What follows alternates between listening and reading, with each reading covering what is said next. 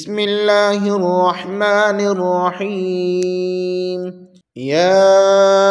ایہا الذین آمنوا خذوا حذرکم فانفروا ثبات او انفروا جمیعا وَإِنَّ مِنكُمْ لَمَن لَّيُبَطِّئَنَّ فَإِنْ أَصَابَتْكُم مُّصِيبَةٌ قَالَ قَدْ أَنْعَمَ اللَّهُ عَلَيَّ إِذْ لَمْ أَكُن مَّعَهُمْ شَهِيدًا وَلَئِنْ أَصَابَكُمْ فَضْلٌ مِّنَ اللَّهِ لَيَقُولَنَّ كَأَن لَّمْ تَكُن بَيْنَكُمْ وَبَيْنَهُ مَوَدَّةٌ يَا لَيْتَنِي كُنتُ مَعَهُمْ فَأَفُوزَ فَوْزًا عَظِيمًا فَلْيُقَاتِلْ فِي سَبِيلِ اللَّهِ الَّذِينَ يَشْرُونَ الْحَيَاةَ الدُّنْيَا بِالْآخِرَةِ وَمَن يُقَاتِلْ فِي سَبِيلِ اللَّهِ فَيُقْتَلْ أَوْ يَغْلِبْ فَسَوْفَ نُؤْتِيهِ أَجْرًا عَظِيمًا اعوذ باللہ من الشیطان الرجیم بسم اللہ الرحمن الرحیم یا ایہا الذین آمنوا خذوا حذرکم فانفروا ثبات او انفروا جمیعا آمنت باللہ صدق اللہ العظیم رب اشرح لی صدری ویسر لی امری واحلل عقدۃ من لسانی یفقہوا قولی۔ آج کا ہمارا درس قرآن سورہ النساء کی آیت نمبر 71 سے لے کر آیت نمبر 74 تک ہے۔ سابقہ آیات طیبات میں اللہ تعالیٰ اور رسول مکرم صلی اللہ علیہ وآلہ وسلم کی اطاعت و فرمانبرداری کی تاکید کی گئی ہے، اس پر ملنے والے اجر اور ثواب کا ذکر کیا گیا ہے۔ ان آیات طیبات میں جہاد کی تیاری اور جہاد کے لیے نکلنے کے احکامات ہیں۔ اب ظاہر جہاد تو اس وقت تک نہیں، جہاد کے لیے آمادگی اور تیاری اس وقت تک نہیں ہو سکتی جب تک اللہ اور رسول مکرم صلی اللہ علیہ وسلم کی اطاعت و فرمانبرداری کا جذبہ موجود نہ ہو، کیونکہ یہ اللہ کا حکم ہے، رسول اللہ صلی اللہ علیہ وسلم کے ذریعے ہم تک پہنچا ہے۔ تو جب تک ان کی محبت، ان کی اطاعت و فرمانبرداری کا جذبہ موجود نہیں ہوگا تو اپنی جان قربان کرنے کا جذبہ کب پیدا ہوگا؟ یہ تو اسی امید پہ بندہ جاتا ہے نا کہ میرے اللہ کا حکم ہے، اس جذبے کے ساتھ جاتا ہے کہ رسول اللہ صلی اللہ علیہ وسلم نے خود جہاد فرمایا، آپ فرما رہے ہیں یہ دین کی سربلندی کے لیے میں یہ کام کر رہا ہوں۔ تو یہ جذبات تب ہی بنتے ہیں جب بندہ اللہ اور اللہ کے رسول صلی اللہ علیہ وسلم کا فرما بردار ہو، ان کی اتباع، ان کی پیروی کرنے والا ہو۔ تو جہاد کے بارے میں ارشاد باری تعالیٰ ہے، یا ایھا الذین آمنوا، اے ایمان والو، خذوا حذرکم، ہوشیار رہو، فانفروا ثبات، پھر نکلو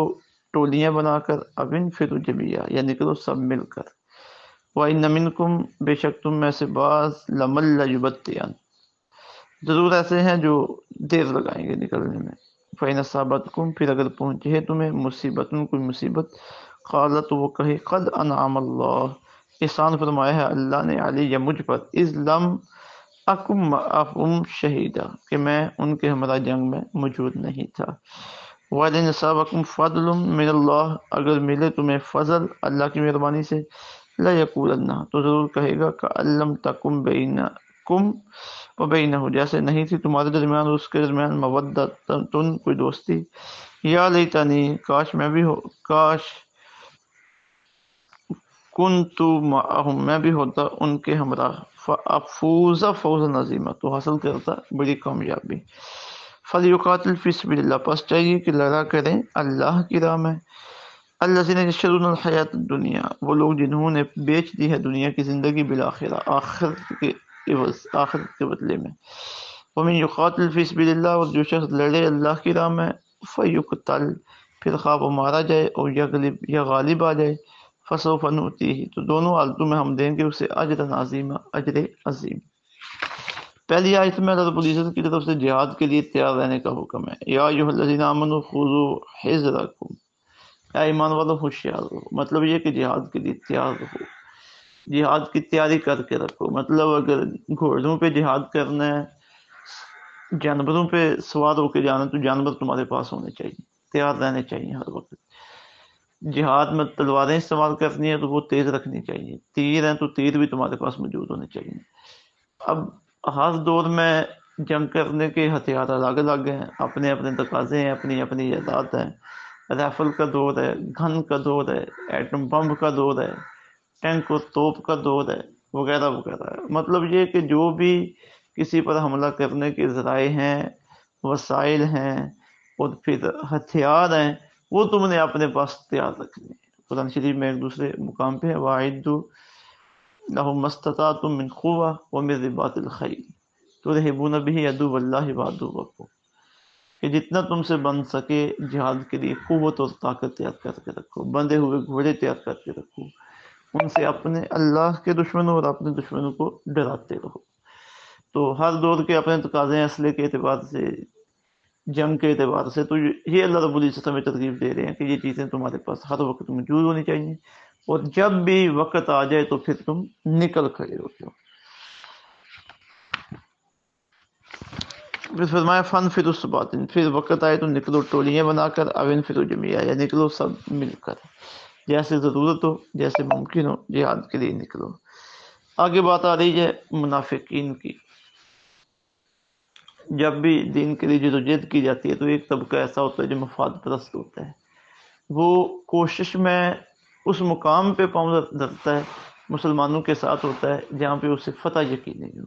جہاں پہ مشقت والا معاملہ وہ پیچھے ہٹ جاتا ہے۔ تو آقا علیہ الصلوۃ والسلام کے دور میں منافقین کا گروہ موجود تھا، اور قیامت تک منافقین کا سلسلہ چلے گا، لیکن ظاہر ہے ان منافقین میں اور بعد میں آنے والے منافقین میں فرق ہے۔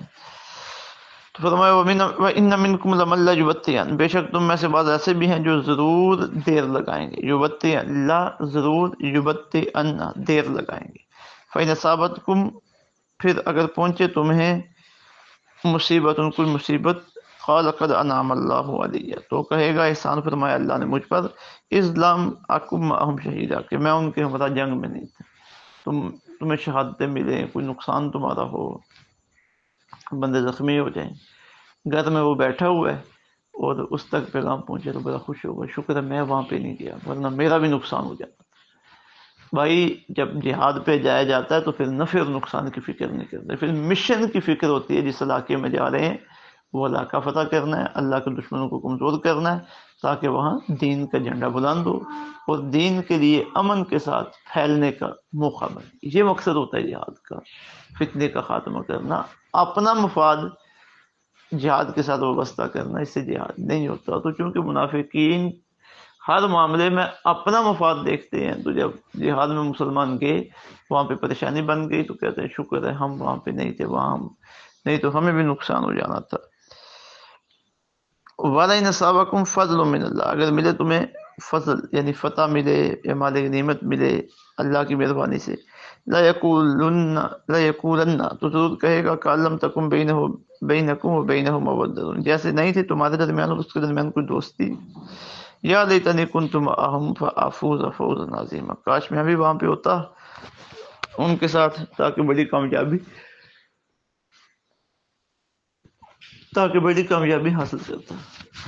یہ جو فرمایا جا رہا ہے کہ جیسے نہیں تھی تمہارے اور اس کے درمیان کوئی دوستی، اس سے ایک تو یہ پتہ چلتا ہے کہ حقیقت میں مسلمانوں کی کافروں کے ساتھ، منافقین کے ساتھ تو کوئی دوستی نہیں ہے، وہ مسلمانوں کے دوست نہیں ہو سکتے، وہ تو مفادات کے لیے مسلمانوں کے ساتھ کھڑے ہیں۔ اور دوسرا یہ کہ افسوس پچھتاتا ہے، افسوس کرتا ہے کہ میں وہاں پہ نہیں تھا، ایسے میرا ان کے ساتھ کوئی تعلق ہی نہیں کہ وہ مجھے ساتھ لے کے جاتے۔ تو ظاہری طور پر تو تیرا تعلق تھا تو خود نہیں گیا، مسلمان تجھے ساتھ لے کے جانے پہ آمادہ تھے، تو اب پچھتا رہا ہے کہ کاش میرا کوئی ان کے ساتھ تعلق ہوتا، وہ مجھے بھی لے جاتے، وغیرہ وغیرہ۔ یہ مفہوم نکل سکتے ہیں۔ كنت معهم فافوز فوزا عظیما، میں بھی ان کے ہمراہ ہوتا اور بڑی کامیابی حاصل کرتا۔ یہ منافقین کی کیفیت بیان کی جا رہی ہے کہ آسانی ہو تمہارے لیے، فضل ہو اللہ کا، تو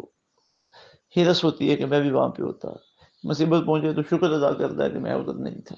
یہ منافقانہ ذہن ہے۔ جو مطیع و فرما بردار آدمی ہے، جو اللہ اور اللہ کے رسول صلی اللہ علیہ وسلم کا سچا محب ہے، وہ اپنے نفع اور نقصان کو نہیں دیکھتا، وہ دیکھتا ہے کہ اسلام کا فائدہ کہاں پہ ہے۔ پھر آگے فرمایا فَلْيُقَاتِلْ فِي سَبِيلِ اللَّهِ، چاہیے کہ لڑا کریں اللہ کے راستے میں، الَّذِينَ يَشْرُونَ الْحَيَاةَ الدُّنْيَا، وہ لوگ جنہوں نے بیچ دی ہے دنیا کی زندگی بالآخرہ، آخرت کے بدلے میں۔ پتہ چلا کہ جہاد کے لیے اللہ رب العزت کے ساتھ آخرت کا سودا کرنا یہ ضروری ہے، یعنی اتنا جذبہ ہونا چاہیے کہ بندہ اپنی زندگی کھپا دے، اپنا مال، اپنے وسائل، اپنا وقت، اور اس کے ذہن میں یہ بات پک جائے کہ میں نے اس کے بدلے میں اللہ سے آخرت میں جزا لینی ہے، آخرت میں ثواب لینا ہے۔ وہی بندہ جان ہتھیلی پہ رکھ کے میدان جنگ میں جا سکتا ہے، کمزور بندے کے بس کا یہ کام نہیں ہے۔ تو فرمایا فَلْيُقَاتِلْ فِي سَبِيلِ اللَّهِ، چاہیے کہ لڑا کرے اللہ کی راہ میں، الَّذِينَ يَشْرُونَ الْحَيَاةَ الدُّنْيَا، جنہوں نے بیچ دی ہے دنیا کی زندگی بالآخرہ، آخرت کے بدلے میں۔ وَمَن يُقَاتِلْ فِي سَبِيلِ اللَّهِ، اور جو شخص لڑے اللہ کے راستے میں، فَيُقْتَلْ، پھر خواہ وہ مارا جائے، اور یغلب، یا غالب آ جائے، فَسَوْفَ نُؤْتِیہِ أَجْرًا عَظِیمًا، تو دونوں حالتوں میں ہم اسے اجر عظیم عطا فرمائیں گے۔ اللہ رب العزت کرم نوازی فرمائے، اپنے اور اپنے محبوب کریم صلی اللہ علیہ وسلم کی فرما برداری عطا فرمائے، اور جہاد کا جذبہ اور جہاد میں شمولیت کا موقع ہمیں عطا فرمائے۔ وما علینا الا البلاغ المبین۔